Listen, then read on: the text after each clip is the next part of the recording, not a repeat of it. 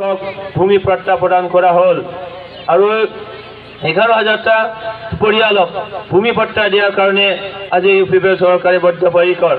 সন্মানীয় ৰাইজ, আজি চন্দন ব্ৰহ্ম ডাঙৰীয়াই এই চিডলি সমষ্টিৰ পৰা 15 বছৰ এমএলএ হৈ গ'ল, 3বাৰ এমএলএ হৈ গ'ল আৰু 15 বছৰ তেখেতে অসমত মন্ত্ৰীত্ব লাভ কৰিলে। কিন্তু তেখেতে মন্ত্ৰীত্ব লাভ কৰাৰ পিছত আমাৰ এই সমষ্টিৰ উন্নয়নৰ কথা যদি আমি চাওঁ, তেখেতে এই সমষ্টিত তেনেকৈ লেখত ল'বলগীয়া যদি তেনেকৈ অনুষ্ঠান প্ৰতিষ্ঠানৰ কথা যদি আমি চাওঁ, তেতিয়াহ'লে তেখেতে শূন্য। তেখেতে কোনো লেখত ল'বলগীয়া কোনো অনুষ্ঠান প্ৰতিষ্ঠান তেখেতে ইয়াত স্থাপন কৰিব পৰা নাই। তেখেতসকলে হাগ্ৰামা মহিলাৰী ডাঙৰীয়া নেতৃত্বত যোৱা 15-17টা বছৰ শাসনকালত আমি দেখিছোঁ যে 2008ৰ আমাৰ গোষ্ঠীগত সংঘৰ্ষ, 2012ৰ গোষ্ঠীগত সংঘৰ্ষ আৰু 2014 চনত আমাৰ মাজত গোষ্ঠীগত সংঘৰ্ষ হৈছিল, য'ত নেকি হেজাৰ হেজাৰ মানুহে ঘৰ বাৰী নোহোৱা হৈছিল, হেজাৰ হেজাৰ মানুহে তেনেকৈ তেখেতসকলৰ সা সম্পত্তি বিনষ্ট হ'ব লগা হৈছিল, মানুহে তেনেকৈ মৃত্যুবৰণ কৰিব লগা হৈছিল। আৰু আজি তেখেতসকল চন্দন ব্ৰহ্ম ডাঙৰীয়াই হাগ্ৰামা মহিলাৰী দেৱে কৈ আছে যে প্ৰমোদ বড়ো চৰকাৰ আহিলে বোলে আমি ইয়াৰ পৰা খেদি পঠিওৱা হ'ব।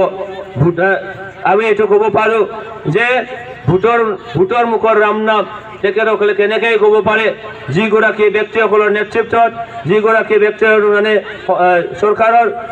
চৰকাৰ চলোৱাত 2008ৰ নিচিনা ঘটনা হ'ব পাৰে, 2012 নিচিনা ঘটনা হ'ব পাৰে, 2014 নিচিনা ঘটনা তেনেকৈ ঘটিব পাৰে।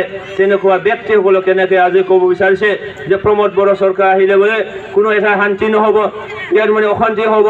আজি চাওক, আজি প্ৰমোদ বড়ো নেতৃত্বাধীন চৰকাৰে এই 35 লক্ষ মানুহৰ মন জয় কৰিব পাৰিছে।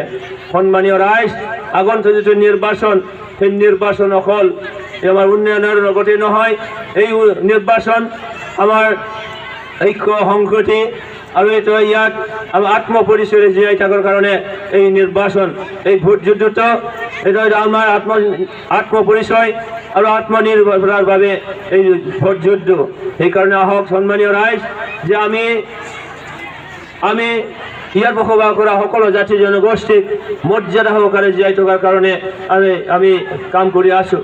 সন্মানীয় ৰাইজ, আপোনালোকে জানে যে আজি প্ৰমোদ বড়ো ডাঙৰীয়াৰ নেতৃত্বত, সবল নেতৃত্বত আজি বিভিন্ন জাতি জনগোষ্ঠীক তেখেতসকলৰ মৰ্যাদা দিবৰ কাৰণে আজি ওলাইছে।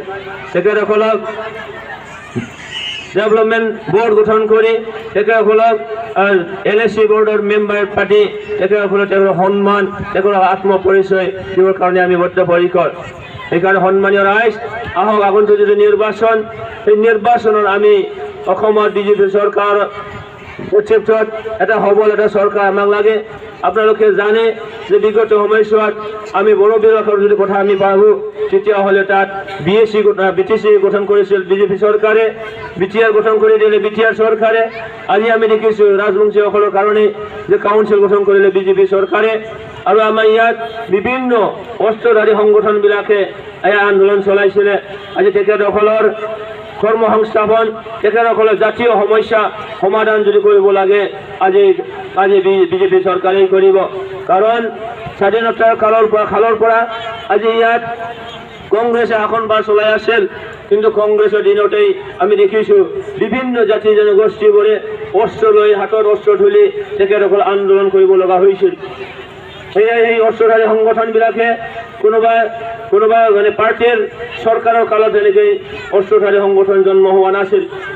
আমি দেখিছোঁ যে স্বাধীনতাৰ কালৰ পৰা সেই সময়ত যে কংগ্ৰেছৰ শাসন, সেই শাসন কালতেই আমাৰ মাজত বিভিন্ন জাতি জনগোষ্ঠীবোৰে তেখেতসকলৰ সাংবিধানিক অধিকাৰবিলাক পোৱা নাই বুলি, সাংবিধানিক অধিকাৰৰ পৰা তেখেতে বঞ্চিত হৈছে বুলি তেনেকৈ অস্ত্ৰধাৰী সংগঠন হৈছিল, আন্দোলনবিলাক চলিছিল।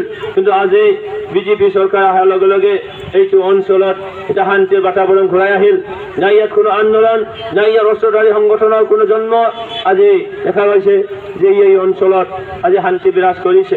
সেইকাৰণে সন্মানীয় ৰাইজ, আহক আমি আগন্তুক যিটো নিৰ্বাচন, সেই নিৰ্বাচনত আমি আজি UPPৰ দলৰ মনোনীত পাৰ্টি হিচাপে আজি BJP, GSP আৰু AJPৰ উমৈহতীয়া প্ৰাৰ্থী হিচাপে আমি ট্ৰেক্টৰৰ ছবি আমি ভোটদান কৰি আমি জয়যুক্ত হওঁ আপোনালোকে মোক জয়যুক্ত কৰক আৰু